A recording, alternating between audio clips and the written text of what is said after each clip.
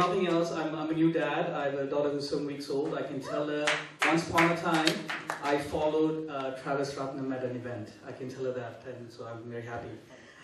Very quickly, so I'm probably the exact opposite of Travis. I have a government job, but I'm thinking of getting an MBA. So I have no idea why I'm here. But I wanted to quickly talk very briefly about Conduit. I know I have about 10 minutes, and I can get maybe Travis to put up a deck. So I had a deck which talks about what we do back home in the north and east of Sri Lanka. But I think what I'm going to do is I'm going to borrow from all the great advice that Nathan and Renish and Travis gave, and I'm going to try and apply that to what we're doing at Conduit.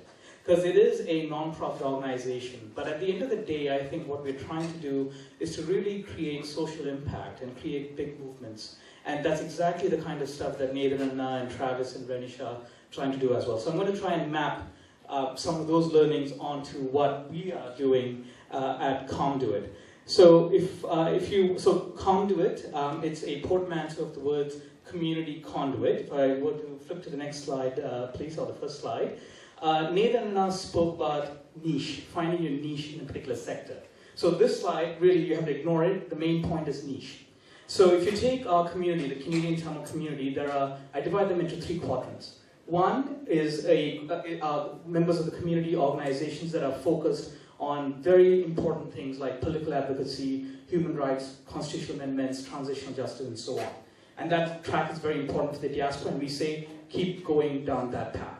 There is a second track that focuses on charity work. These are your Jaffna Central College Old Boys Associations, and Gudgeon is part of CTCC, and Navajivan does Pudiya Velicham. They do charity work, humanitarian assistance, so scholarships, nutritional meals, and so on. What was missing in this gap is a recognition that over the last 30 years in Canada, the diaspora has not only built up its economic clout, but we've built up our intellectual capital, our knowledge capital. So our proposition, our unique value proposition is very simple. We are focused on that niche. We want to try and take as much of the knowledge capital here in the diaspora across all sectors and take it back home to create sustainability back home for people. The next generation, I'm pretty old, if it doesn't already show, but there are younger people, I think, in the audience today. Like, I think your connection to back home is going to become even less tenuous. It is not going to be about remittance or sending back to Mahajana College or St. John's or any of these elite schools, because you didn't study there. But what you need to do is you need to remain connected to what is going on with our people back home. And that's exactly what Conduit is trying to do. So to the next slide. We have a few people. I'll skip through this. Essentially, it's a group of us. I think Nathan and everybody spoke about finding community and family. Our people on the board come from various sectors, public, private, and not-for-profit. Our products, so I'm already kind of trying to map some of the language for this audience onto what we do in non-profit, in the work that we do. So we have 4 key product lines, if I were to call it that. Essentially, we offer a structured, programmed way for you to go back home and stay in the communities and do work. So we have 4 different products. One is a right of return. So this is for your university students especially, who have some skill set. They have their summer holidays, for example, 3 months. What we do is we send those students back to do low-level or lower-level tasks such as teaching English, creative arts, and so on. So those kinds of things.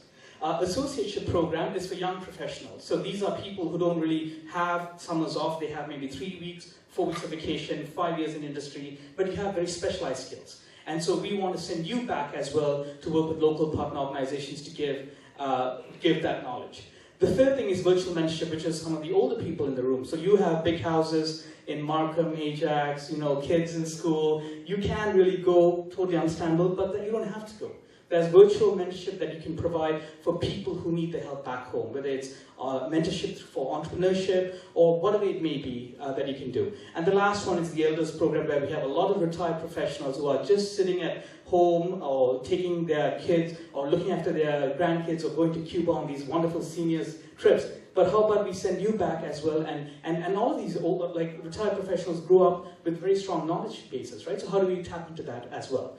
So essentially, the program model is this. We work with local partners, identify needs. Think of us as a glorified headhunting firm. We have job ads, we blast it out to our networks, people apply, they go through a competitive process, and we cover half of all your costs. Airfare, insurance, tickets, whatever. We take the whole thing, divide by half, we pay, and whoever gets selected to go pays the other half. So that's essentially the idea.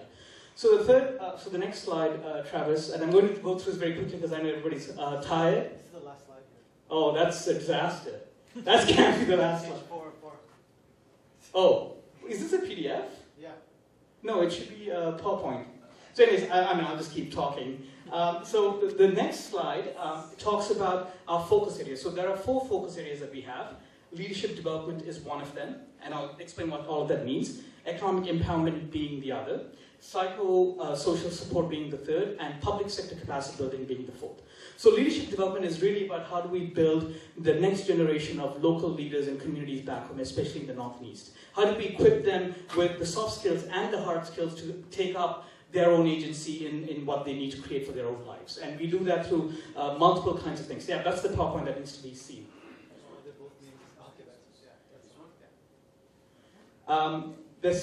Maybe we'll just wait for the PowerPoint very quickly to come up. No, that's not it. We're both named the same thing.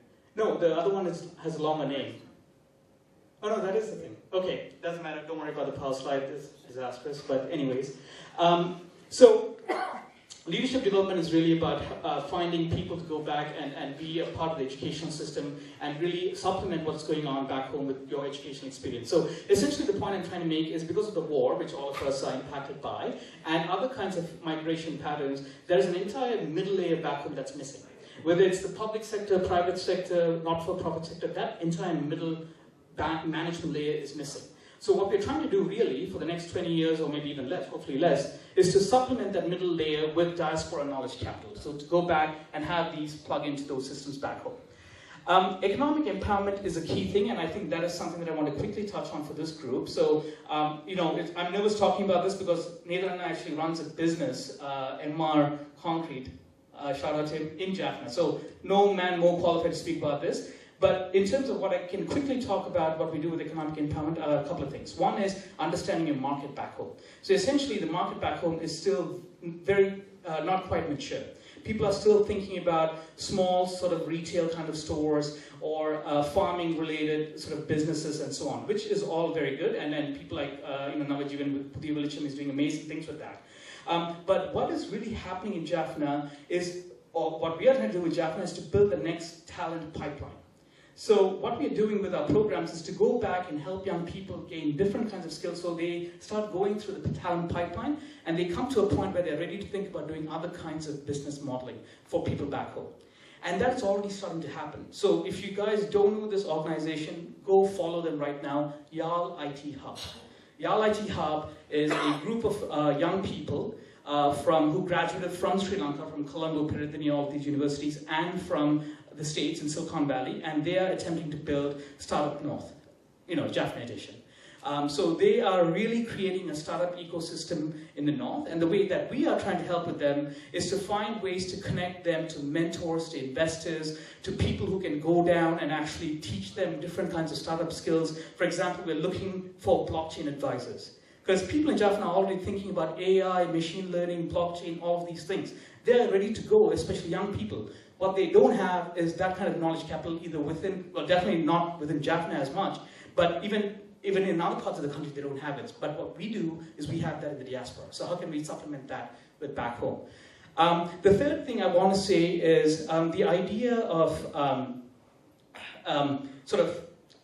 agency-driven economic empowerment and responsible investing by the diaspora. So Nathan and I is investing in back home. There are few people investing back home, but in all of these things we have to think about what is the net impact for people on the ground, especially women and female-headed households, young people. How are they going to become a part of the economic success that could come to Jaffna?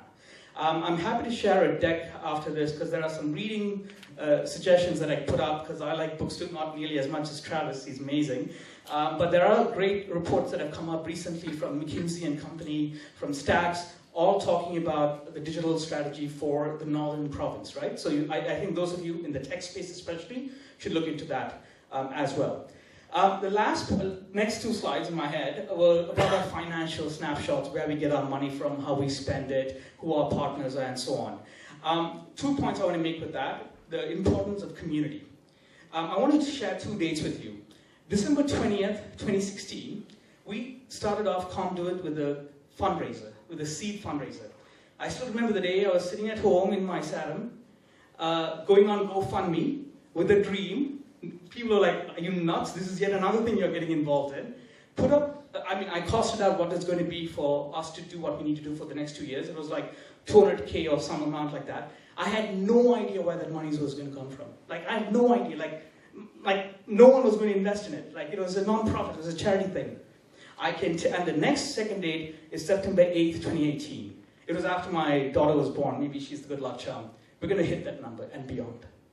And what I'm trying to tell you with that is 2 things. One is the importance of community, because a couple of years ago, a few of us in the room got together, like Brent being one of them, Travis, Noel, Nedrana, and there were a bunch of like entrepreneurs who were doing really well, and I was the only guy from government sitting at this table and listening to these amazing business guys talk about business ideas.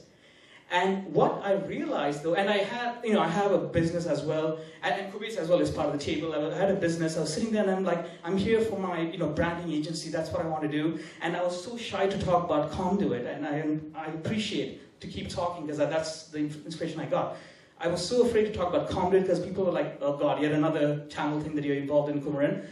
And then I started listening to the conversations, and I applied some of the discussions and these mini MBA lessons that I was hearing around the table. And I can tell you, if we are a success, if we are at a point where we are, I owe it to these gentlemen and now ladies who are around that table, because they've inspired. And what I mean by that, thank you. I won't get emotional. What I mean by that, though, is the importance of always understanding that even though you run a non-profit, you're not running a non-profit. It's a social purpose business. You have to be very disciplined. You have to apply all these principles of lean startup, build your team, build your culture, understand your investors, understand their drivers, and you speak to those things. What we are really trying to do with Conduit is to build the next great movement for the diaspora community. Just to throw some numbers out for you guys, and this is like maybe a pipe dream. I love pipe dreaming, so maybe this is one of them. But the Jewish diaspora has an organization called Birthright Israel. Look them up.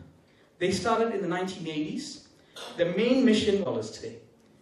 The Ismaili community. If you look at the Aga Khan network, similar concept of the Ismaili community, the Ismaili diaspora, they operate at a $616 million budget. If we can get even Conduit to operate at that 1%, I can die happy knowing that I've done everything that I can to move the conversation in the diaspora.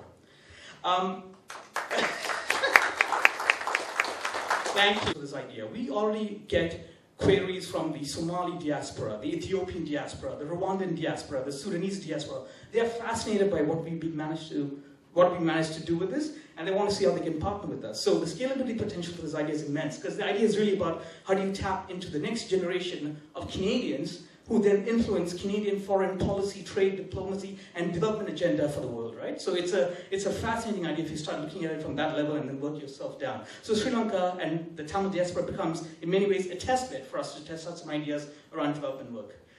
The second thing is, oh God, I'm going to probably forget all of these things as I had it, is to institute like a global advisory board of good people who really believe in what we do. And because that number for our seed fundraiser, we've hit it, we don't stop there. We've set up another, I'm going through another way. We're going to set up another crazy target, but I have no doubt that we can hit it because we have a lot of people who support us, and we are very grateful for that support. So that's, in a sense, what Conduit is about. We are a very new organization. Not a lot of people know about it. Some of you probably don't know what the hell this is all about. Go on our website. All of it is there. We have FAQs. We're on all kinds of social media. If you ever want to talk about it, just look me up or look up anyone of our team, and we'd love to talk about it. இந்த கட்டத்தில் நான் தமிழையும் சில வார்த்தைகள் சொல்ல விரும்புகிறேன் ரமணன். முதல் வந்து நான் கனேடிய தமிழ் வர்த்த சம்மேளனம் அவைக்கு நான் நன்றி சொல்ல கடமைப்பட்டிருக்கின்றேன். ஏனென்றா இப்படி ஒரு காலகட்டத்தில் வந்து நாங்கள் ஒரு சின்ன ஒரு அமைப்பு, நாங்கள் போய் மேட்டாக்க இந்த கதவை தட்டி இங்கே வந்து நாங்கள் கரைக்கலாமான்ற ஒரு காலகட்டத்தில் திரு ரமணன் அவர்கள் வந்து முகநூல் மூலமா வந்து 2 நாளைக்கு முதல் வந்து கேட்டார் குமரன் வந்து கலைக்க முடியுமா நீங்கள் என்ன செய்றீங்களே. ஸோ நான் உண்மையாக நன்றி பட்டிருக்கேன். Thank you so much for that. I really appreciate it. ரெண்டாவது விஷயமா வந்து நான் வந்து இப்போ சிடிசிசி அமைப்பில் இல்லாட்டியும் நான் இப்போ பல வருஷமா நான் நிறைய பற்றி கேள்விப்பட்டிருக்கேன். பல விமர்சனங்களும் எனக்கு தெரியும், எனக்கு விமர்சனங்கள் இருக்கு. But I think what is happen today is quite special. நான் இந்த நிகழ்ச்சியை வேறு ஒரு கண்ணோட்டத்தில் தான் பார்க்குறேன். ஏன்னா இப்படிப்பட்ட events தான் I really believe the CTC can really do more of. And I know Kubase is a big proponent of that as well. Because this is the kind of STEM-driven kind of thing that speaks to young people, thinks about the next wave on entrepreneurship in the community is exactly the kind of leadership role that CTCC should take. And if you have any more questions, I'm happy to answer on the panel. Thank you.